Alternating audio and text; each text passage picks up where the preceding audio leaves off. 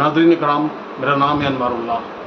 जैसा कि आप जानते हैं कि मैं आपको लखनऊ से मुताल्लिक़ तारीख़ी इमारतें, वो तारीख़ी बाज़ार, वो पब्लिक प्लेसेस और वो पुराने लोग जिनका ताल्लुक़ कहीं ना कहीं इतिहास या तारीख़ से रहा है, उन्हें आपके सामने वीडियो की शक्ल में पेश करता हूँ। उसके मैं ब्लॉग बनाता हूँ। उसके पहले हिस्से में मैं आपको नरेशन से उसके बारे में बताता हूँ और दूसरे हिस्से में वीडियो दिखाता हूँ। तो इसी सिलसिले में आज मैं आपको मौजूदा वक्त में जो हालात चल रहे हैं इंटरनेशनल लेवल पर, वो इज़राइल और फ़िलिस्तीन के जंग के, मैं आज आपको इस जंग की वजह बताना चाहता हूँ और ये बताना चाहता हूँ कि तनाज़ा क्यों है। तो आइए इस वीडियो को शुरू करते हैं, लेकिन इसे दिखाने से पहले आपसे गुजारिश है कि आप इस वीडियो को आखिर तक ज़रूर देखिएगा।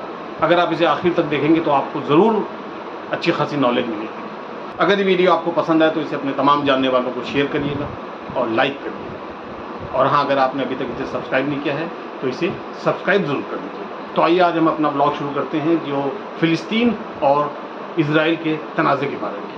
दोस्तों, जैसा कि आप जानते हैं कि शनिचर के दिन गाज़ा पट्टी से फ़िलिस्तीनी अक्सरियत पसंद तंजीम हमास की जानिब से इज़राइल पर हमलों में कम से कम 300 अफराद की हलाकत के बाद इज़राइल फ़िज़ाइया ने जवाबी कार्रवाई के दौरान बमबारी की, जिसमें 250 से ज़्यादा फ़िलिस्तीनी हलाक हो गए हैं।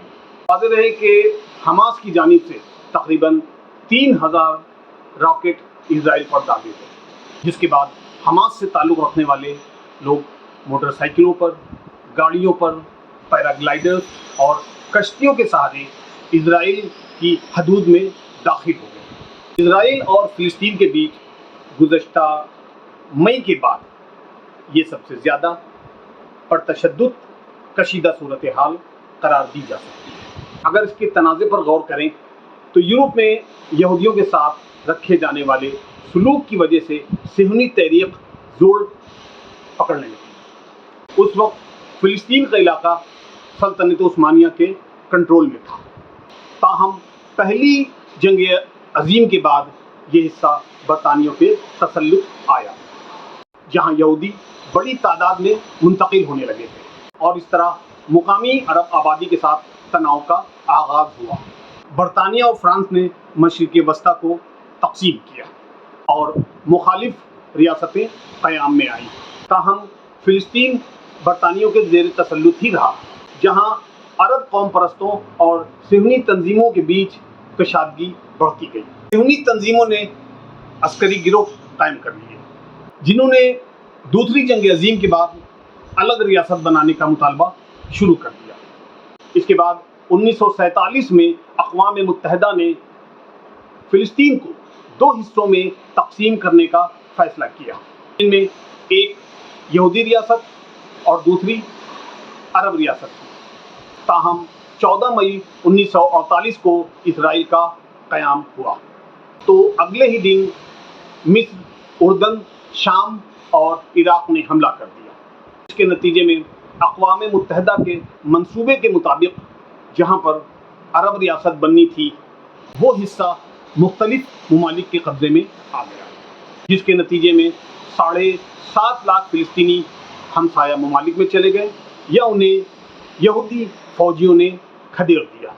1967 की अरब इसराइल जंग ने इस मौजूदा मसले को और पेचीदा बना दिया था, जब इसराइल ने अरब इत्तेहाद को शिकस्त देकर मिस्र से गाज़ा पट्टी, शाम से सोलान और उर्दन से यरूशलेम के अलावा कई इलाके छीन लिए थे। मिस्र को सिनाई से भी हाथ धोना पड़ा था। 1973 में मिस्र और शाम ने अपने इलाके छुड़ाने के लिए इसराइल पर हमला किया, जिसे यौम कपूर जंग कहा जाता है।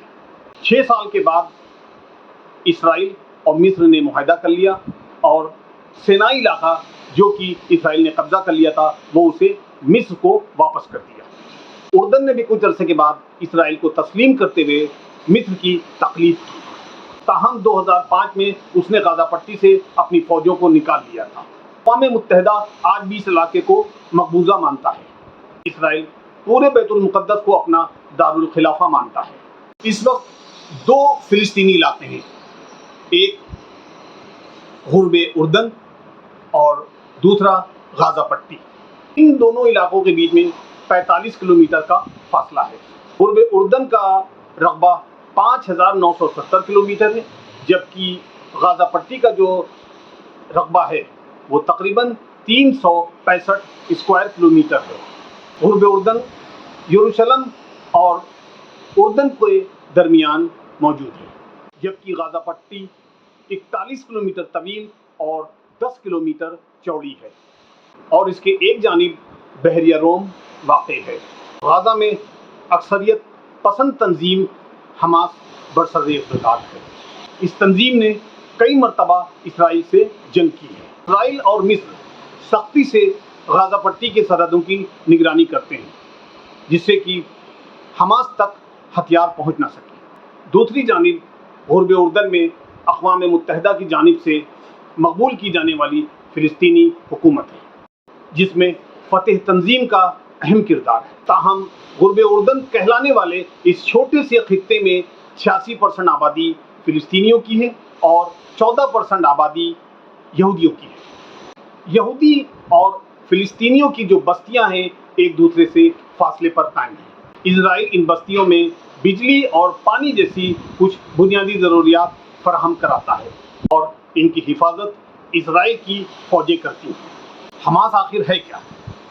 حماس ایک اکثریت پسند تنظیم ہے جو غازہ پٹی پر برسر اقتدار میں ہے۔ یہ تنظیم 2007 سے اقتدار سنبھال رہی ہے۔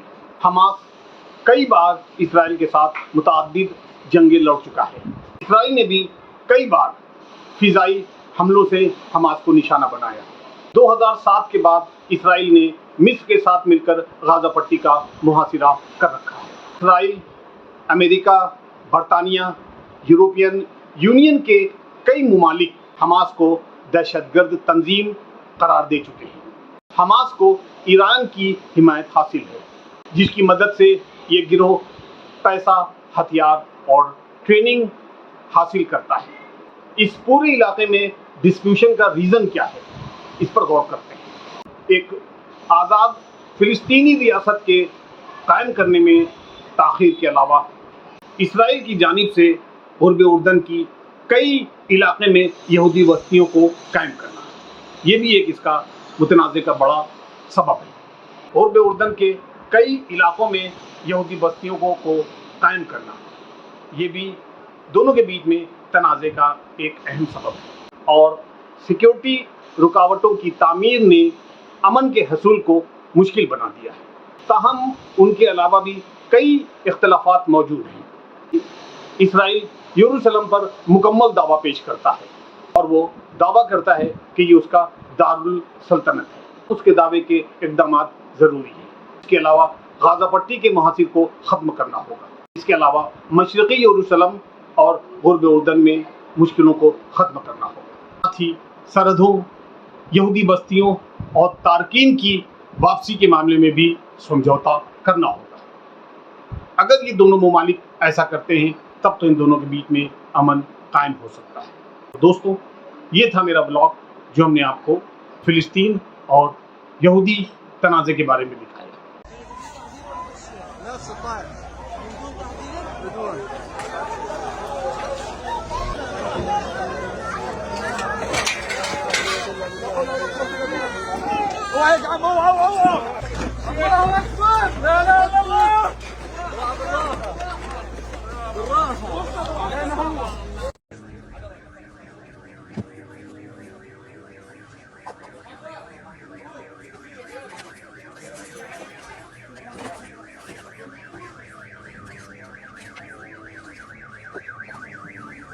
Welcome to the rebels.